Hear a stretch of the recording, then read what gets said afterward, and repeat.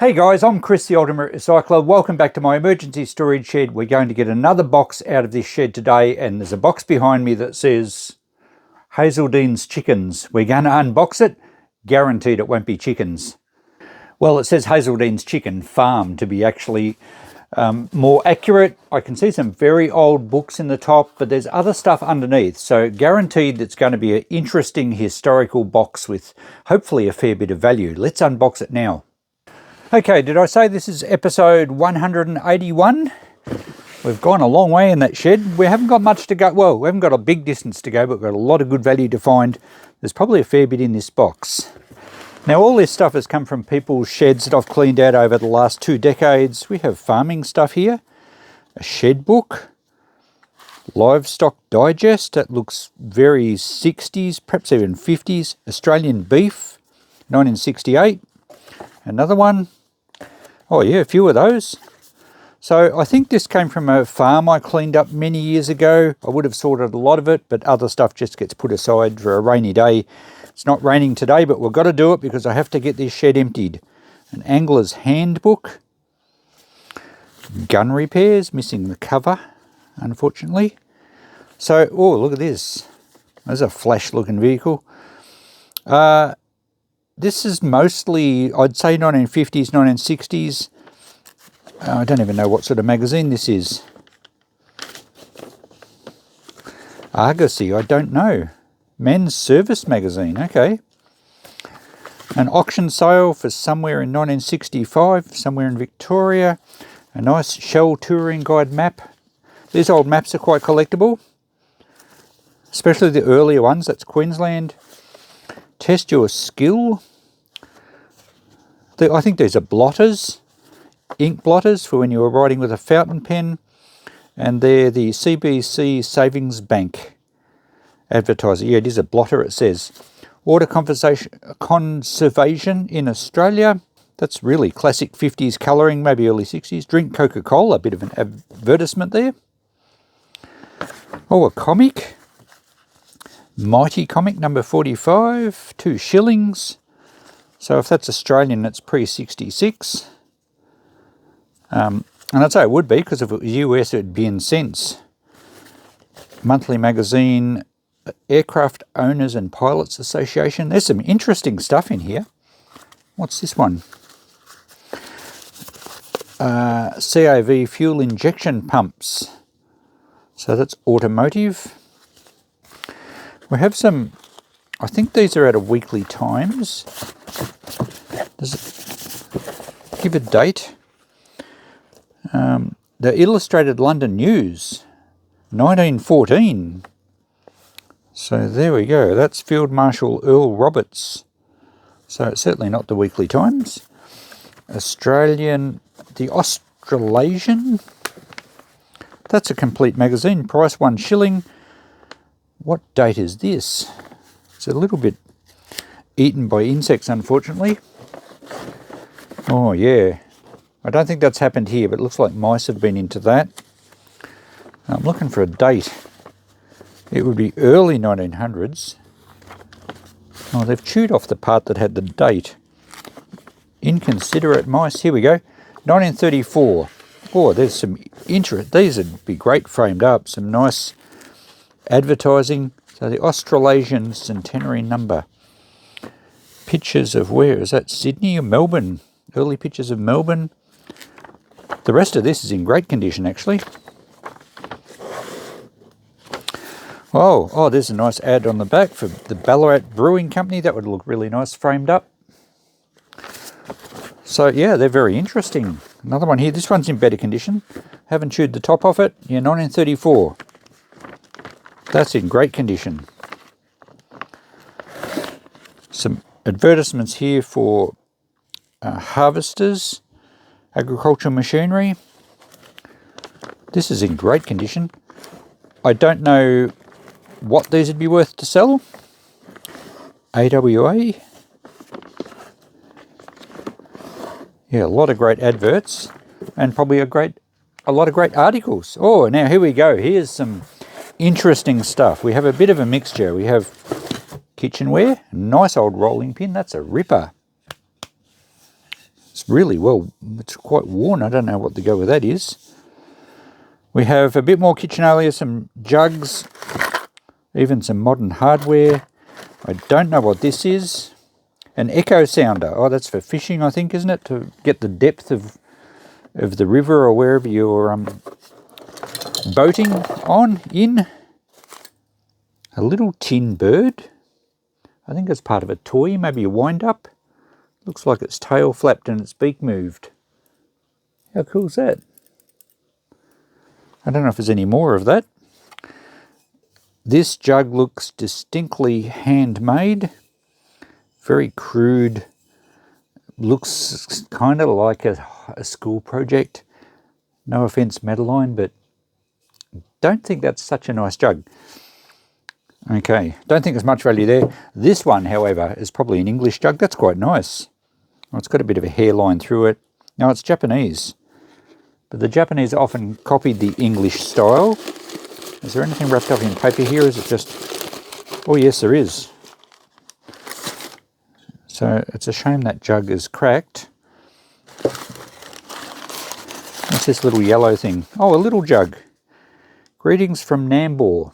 Nambour is in Queensland, in Australia. Just north of Brisbane, I think. No name on the bottom. Some of the studio potters signed their stuff.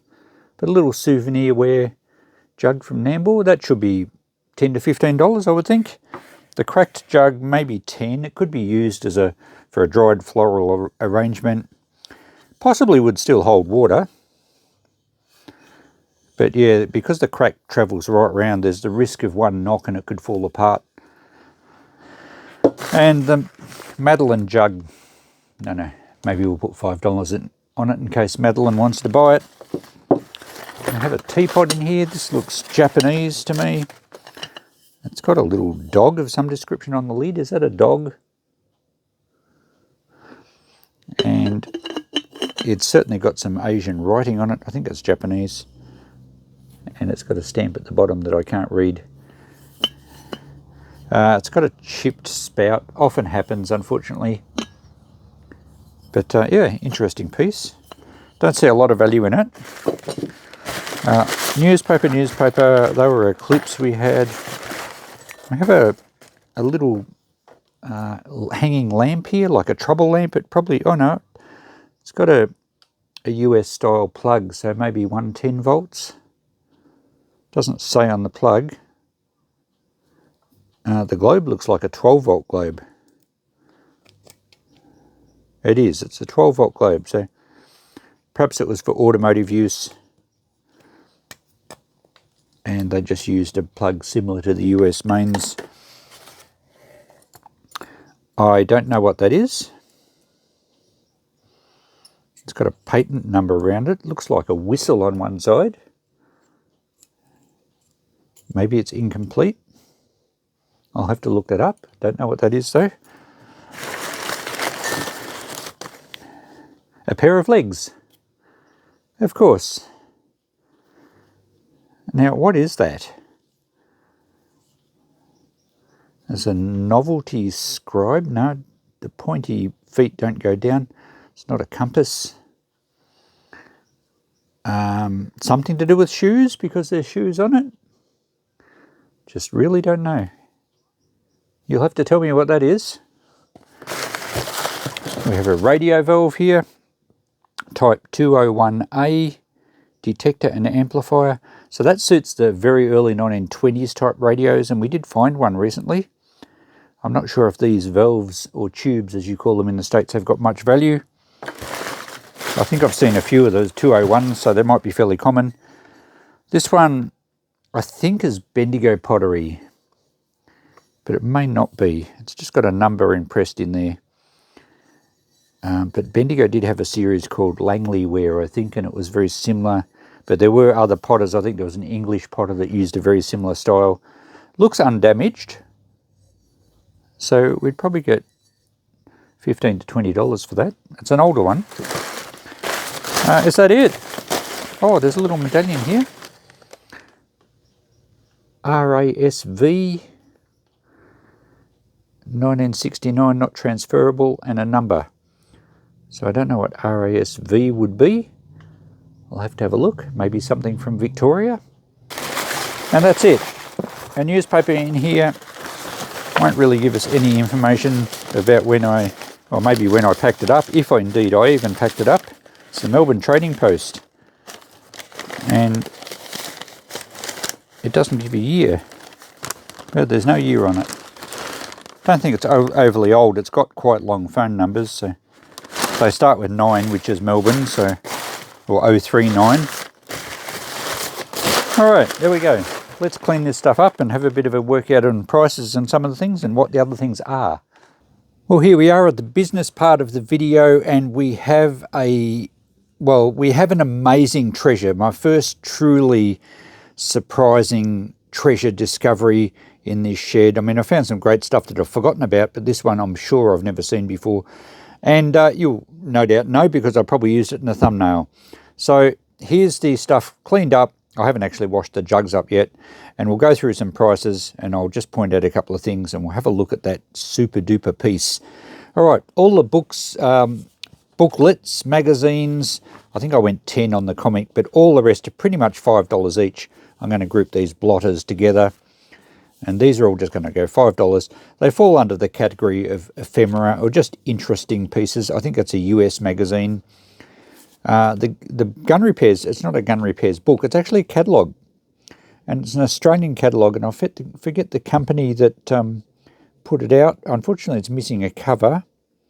But there's, for any gun collectors, oh, there we go, Evans and Balfour. So it's a mail order, Balfour.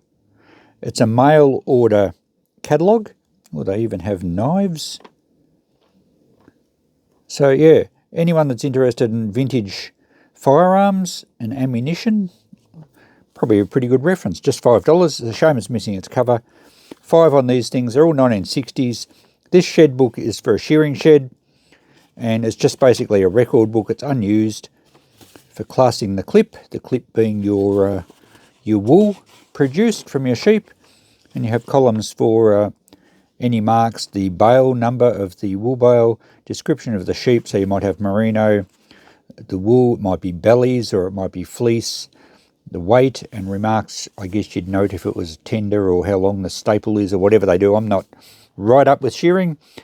And all these beef, they're not so much magazines, they're more, what would they call them? Bloodlines, breeding information on cattle, all from the 1960s, 67, 68, 65, 68, I think there's a couple of doubles, and 66, $5 each on those as well. Anyone in that game would probably find them quite interesting. So not a lot of value in the paperwork there. The Australasian magazines, or newspapers they basically are, they're huge. These were for the centenary of Melbourne, so 1834, 1934, some really nice adverts in them, as we saw earlier. And it's in exceptional condition, really, this one. And I'm going to put $80 on this. There's some fantastic articles, there's some great adverts. The other one's quite damaged, but there's still some good adverts that could be framed up. So I'm going to put 20 on that and 80 on this one. I'll have them in the shop, I'm not going to try and post them.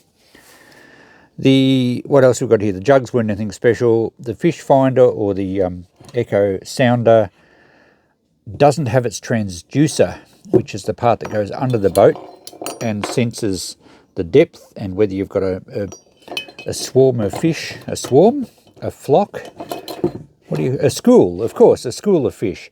But it obviously doesn't work without a transducer, but the thing powers up and the LCD screen lights up, and it's a 1990s era one, and I'm going to put it $50 on it. I'm going to try eBay, because if someone's got a setup, and apparently these screens were notorious for bleeding, so because this head unit's in good order, we might get our 50 for it.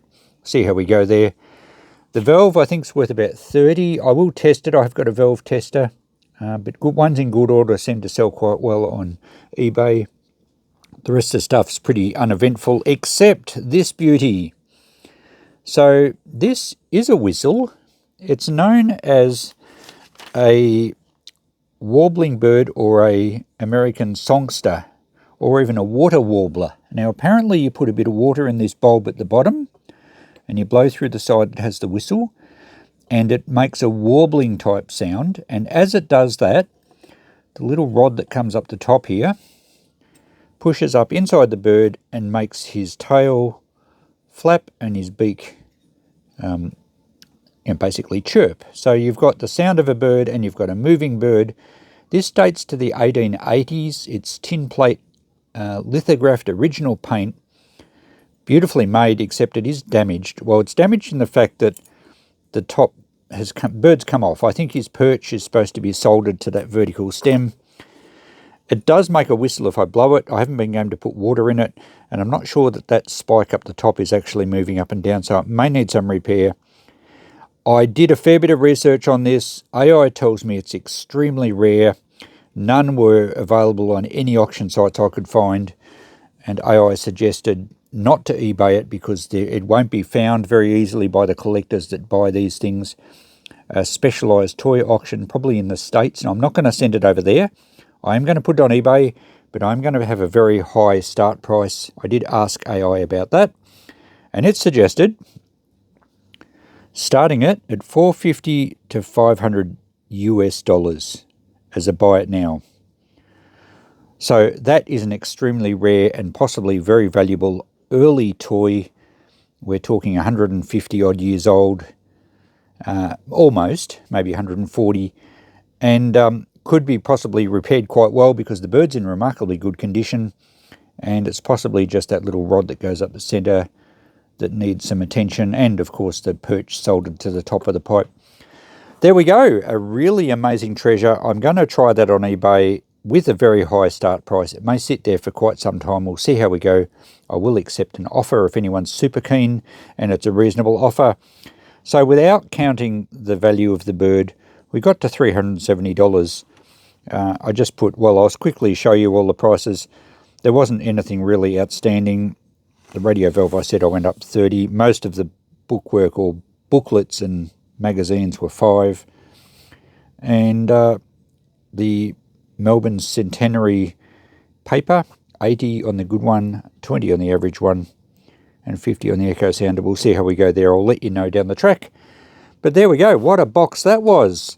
So without the super duper treasure, we still potentially are $370 odd. That's amazing. I had a hunch this would be a good box. So that little mechanical whistling bird will let you know how that goes. It will be on my eBay. I'll try and get it up in the next week or so. And the link to my eBay page is on my About section on YouTube, so you can find that. If you can't find it, send me a message or ask in the comments. I'm sure someone will tell you a little bit more history on that. Whistle, it was made by J.B. Secor, I think it was, in Bridgeport, Connecticut. He also made... I've got to remember now, I think he made sewing machines originally and then went into toys in the late 1800s. So that is, yeah, he was quite fascinated by clockwork stuff, by intricate mechanisms, much more complicated than your average toy that was nothing more than you pretend it chirps. This one did chirp, it made a whistle, it moved. Quite elaborate. So hopefully that ends up in a specialist collection and it's appreciated and possibly restored. I'm not going to touch it because I don't want to do any damage to it. Thanks for watching, guys. We've had another really interesting box, something else out of the store shed. I'll see you in the next episode. Bye for now.